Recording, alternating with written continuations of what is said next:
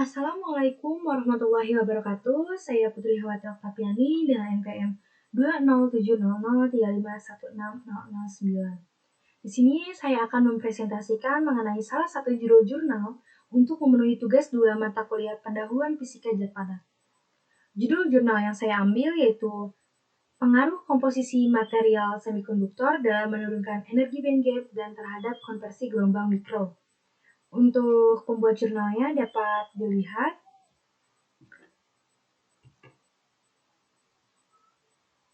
Pertama, pada pendahuluan, semikonduktor adalah material yang memiliki tingkat konduktivitas di antara isolator dan konduktor. Parameter utama yang membagi semikonduktor dengan material lainnya adalah energi band gap. Energi band gap mengacu pada perbedaan energi antara bagian atas valence band dan bagian bawah conduction band, yang menentukan jumlah energi transisi yang diperlukan untuk membuat lompatan elektron dari valence band ke conduction band. Semikonduktor memiliki energi band gap atau EG antara 0 sampai 4 elektron volt, berbeda dengan isolator dan konduktor. Nah, jika isolator itu memiliki energi band gap-nya lebih dari 4 elektron volt, sedangkan untuk konduktor itu kurang dari 0,5 elektron volt. Selanjutnya, semikonduktor ini merupakan material yang berpotensi menghasilkan arus listrik sebagai hasil lompatan dari elektron yang tereksitasi. Semikonduktor dapat menghasilkan arus listrik jika semikonduktor yang digunakan memiliki energi band gap yang sempit, itu kisaran 0,5 hingga 1 elektron volt. Karena energi band gap yang sempit ini akan memudahkan loncatan elektron dari pita valensi ke pita konduksi. Terdapat beberapa penelitian yang telah berhasil mendesain material semikonduktor yang mampu mengubah energi gelombang. Yang pertama ada Sakamoto pada tahun 2010 menggunakan garam cair yang diletakkan pada material untuk menurunkan energi band gap dari material tersebut. Selanjutnya beberapa penelitian di sini difokuskan pada studi tentang transisi daya nirkabel menggunakan generator microwave untuk menghasilkan gelombang mikro. Yang kedua ada Hawkes pada tahun 2013. Ini berhasil melakukan penelitian untuk mengubah sinyal gelombang mikro menjadi arus listrik. Di mana penelitian ini dilakukan dengan merancang sebuah power harvesting metamaterial menggunakan serangkaian konduktivitas fiberglass dan kabel tembaga yang dipasang di Greenacre circuit board. Hasil penelitian menunjukkan bahwa energi gelombang mikro dapat dikonversi menjadi energi listrik dengan potensialnya 7,3 volt dan dapat meningkatkan efisiensi energi yang tertinggi sebesar 36,8%. Selanjutnya terdapat beberapa semikonduktor seperti kadmium selenida, kadmium telurida, lalu ada zinc sulfida atau seng sulfida, lalu ada zinc selenida dan zinc telurida yang berpotensi digunakan sebagai fotokatalis yang memiliki keterbatasan dalam mengkonversi energi mikro menjadi energi listrik. Hal ini dikarenakan semikonduktor tersebut memiliki energi band gap yang lebar, di mana masing-masing semikonduktor memiliki energi band gap 1,74 berbanding 1,44, berbanding 3,68, berbanding 2,7, dan berbanding 2,39 elektron volt. Penelitian ini dilakukan dengan mendesain sebuah semikonduktor yang tersusun dari logam natrium, tembaga, dan zinc. Ini unsur-unsurnya. Dengan energi band gap dilakukan memvariasikan komposisi dari masing-masing logam tersebut. Logam natrium, tembaga, dan zinc. Selanjutnya pada metode penelitian. Pada penelitian ini alat dan bahan yang digunakan yaitu untuk alat sendiri ada generator microwave dengan daya 800 watt, lalu bahannya zinc klorida, copper klorida, sodium klorida, dan amonium hidroksida. Untuk prosedur penelitian yang pertama itu preparasi semikonduktor, di mana penelitian ini diawali dengan mempreparasi material semikonduktor melalui metode kopresipitasi. Proses preparasi diawali dengan pelarutan prekursor logam NaCl, logam zinc, JnCl2, dan logam Cu, itu atau tembaga ya. itu CuCl2 dengan komposisi yang ditunjukkan pada tabel 1 dengan larutan campuran dari 80 ml amonium hidroksida, dan 500 ml Aquades. Nah, ini adalah gambar yang dimaksud tadi ya. Lalu selanjutnya larutan prekursor kemudian dipanaskan pada temperatur 50 derajat Celcius selama 1 jam dan diendapkannya itu selama 24 jam. Larutan suspensi semikonduktor ini kemudian disaring, lalu dicetak pada open sintering. Ini open sintering, lalu dikeringkan pada temperatur 100 derajat Celcius selama 1 jam. Material semikonduktor hasil preparasi ini kemudian akan dikarakterisasi menggunakan analisa material sampel akhir dengan menggunakan Positive Material Identification atau ARC, MET 8000 dan Scanning Electron Microscope atau SEM, Pega 3 Tescan. Lalu selanjutnya uji aktivitas material semikonduktor, di mana pengujian aktivitas material semikonduktor hasil preparasi ini dilakukan dengan mengukur resistansi material dengan menggunakan mikrometer. Nah, mikrometer ini adalah suatu alat ukur listrik yang fungsinya itu untuk mengukur tiga besaran listrik, yaitu arus listrik, lalu ada hambatan atau resistansi listrik, dan tegangan listrik. 5 tingkatan temperatur 30, 35, 40, 45, 50 derajat Celcius ini digunakan untuk menginvestigasi kemampuan resistansi material semikonduktor sebagai fungsi temperatur. Lampu dengan 9 volt dan 12 volt itu tegangannya digunakan sebagai beban untuk menghitung resistivitas dan konduktivitas material. Terakhir, uji konversi gelombang mikro dilakukan dengan mentransmisikan gelombang yang dihasilkan oleh generator microwave ke permukaan material semikonduktor yang diletakkan pada receiver sesuai dengan skema. Nah, di mana receiver ini merupakan penerima radio ya, yang fungsinya ini merupakan alat pesawat elektronika yang digunakan untuk mengubah modulasi atau gelombang radio menjadi gelombang audio atau getaran yang dapat didengar oleh telinga manusia. Lalu selanjutnya ada analisis hasil uji aktivitas material semikonduktor. Uji resistivitas material atau simbolnya Rho merupakan parameter pertama yang akan dihitung berdasarkan hasil uji resistansi materialnya. Persamaannya yaitu sebagai berikut nih, ini adalah persamaannya, di mana R ini adalah resistansi atau hambatan, lalu Rho ini adalah resistivitas, lalu ini adalah L panjang materialnya, lalu A luas areanya. Selanjutnya hasil uji perhitungan nilai resistivitas ini dapat digunakan untuk mengukur nilai konduktivitas material. Ini adalah rumus konduktivitas material, di mana dengan satuannya itu 1 per mikrometer.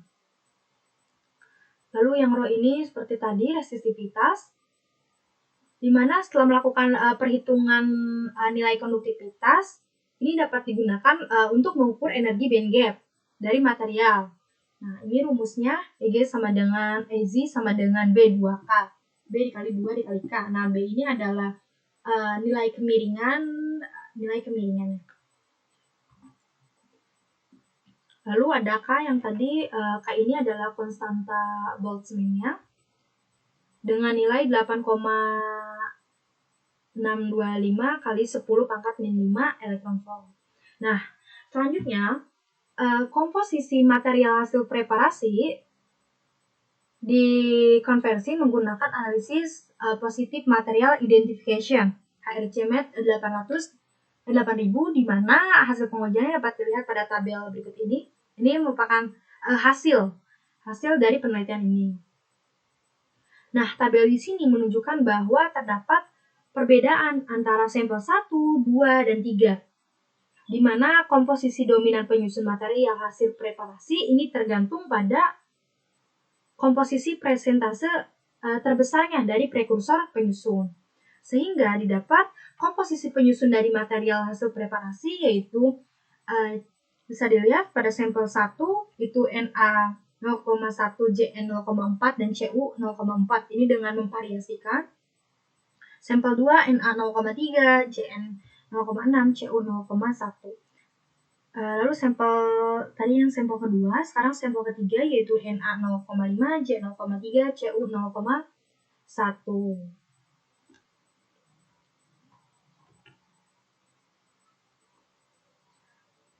Lalu selanjutnya gambar di sini menunjukkan sampel material semikonduktor, di mana bentuk fisik dari sampel bahan setelah dicetak pada open sintering yang tadi.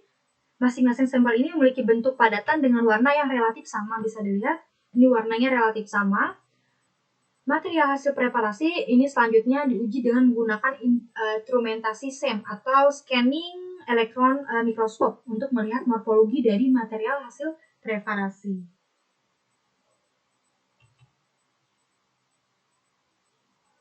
Nah, di mana pada yang tadi pengujian SEM ini hanya dilakukan pada salah satu sampel saja, yang dimana karakteristik morfologi tidak menjadi parameter penentu kemampuan material tersebut dalam mengkonversi energi mikro menjadi energi listrik. Selanjutnya, gambar di sini menunjukkan gambar SEM atau gambar Scanning Electron Microscope sampel material dengan perbesarannya itu 20 kali 100x. Di mana gambar ini menunjukkan bahwa material semikonduktor memiliki bentuk morfologi bulat dengan ketebalan yang bervariasi antara 0,16 mikrometer hingga 0,25 mikrometer. Hasil dari SEM ini mengkonversi bahwa penambahan basa amonium hidroksida berhasil membentuk morfologi yang homogen antar prekursor. Nah, di mana selanjutnya analisis dilanjutkan dengan menghitung energi bandgap dari hasil preparasi. Perhitungan energi bandgap ini diawali dengan melihat hasil uji resistivitas dari material. Gambar selanjutnya ini menunjukkan grafik resistivitas dari material hasil preparasi yang diperoleh dari dua jenis lampu, itu yang memiliki ketegangannya itu 9 volt dan 12 volt. Resistivitas material semikonduktor hasil preparasi mengalami penurunan yang signifikan dengan kenaikan temperatur uji. Bisa dilihat di gambarnya, baik pada lampu 9 volt maupun 12 volt.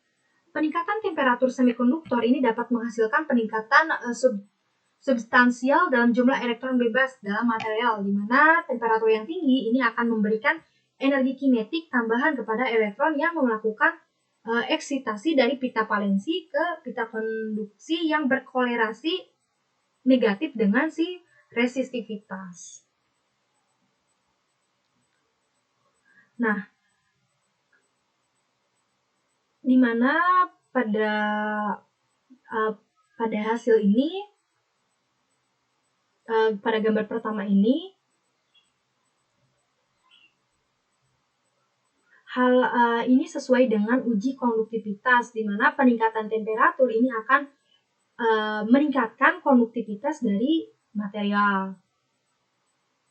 Nah, konduktivitas material yang meningkat itu disebabkan karena peningkatan aliran dari elektron yang cepat pada struktur elektronika material semikonduktor.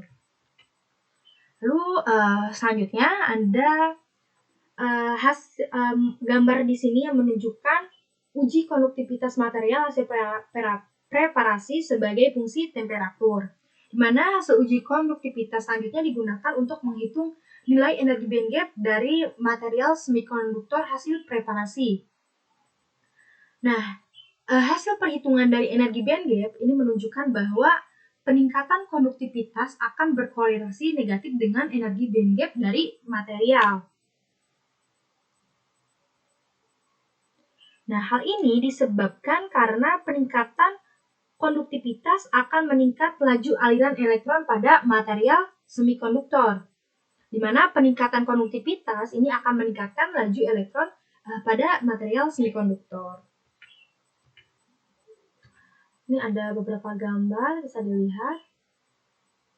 Ini gambar peningkatan jumlah pembawa akan meningkatkan indeks konduktivitasnya. Yang terakhir yaitu untuk menghitung energi band gap, seperti yang sudah dijelaskan sebelumnya. Persamaannya yaitu Eg sama dengan B2K dengan konstanta Boltzmann-nya yaitu 8,625 kali 10 pangkat min 5 elektron volt. Lalu di sini dengan menggunakan rumus yang tadi pada sampel 1, 2, dan 3 dapat diketahui energi band gap-nya. Hasil uji material semikonduktor ini menunjukkan komposisi logam zinc memainkan peranan yang sangat penting dalam penentuan energi band gap. Dari sampel di mana sampel 2 memiliki komposisi zinc tertinggi dan diikuti oleh sampel 1 dan sampel 3. Hasil perhitungan energi band gap juga berkorelasi dengan hasil uji resistivitas dan konduktivitas, di mana sampel 2 memiliki nilai resistivitas paling rendah dan nilai konduktivitas paling tinggi, yang diikuti masing-masing sampel 1 dan sampel 2. Bisa dilihat dari hasil perhitungan di sini, di mana energi band gap-nya itu bervariasi dari yang terkecil yaitu 0,771 elektron volt hingga yang terbesarnya itu 2,8 elektron volt dan digolongkan sebagai semikonduktor. Selanjutnya yang terakhir yaitu adalah kesimpulan. Kesimpulan dari penelitian ini yaitu hasil penelitian ini menunjukkan metode kopresivitasi berhasil menyiapkan material semikonduktor yang dapat mengkonversi energi gelombang mikro menjadi energi listrik. Kedua, hasil uji aktivitas dan perhitungan tingkat lanjut menunjukkan bahwa logam zinc memiliki peranan yang penting dalam menurunkan energi band gap dari material semikonduktor yang berkorelasi positif dengan penurunan resistivitas dari material. Dan yang terakhir yaitu logam zinc, kesimpulan yang terakhir, logam zinc memiliki peran yang penting dalam peningkatan konduktivitas material semikonduktor. Sehingga sampel dengan komposisi zinc yang dominan memiliki potensi paling tinggi untuk mengkonversi energi gelombang mikro menjadi energi listrik.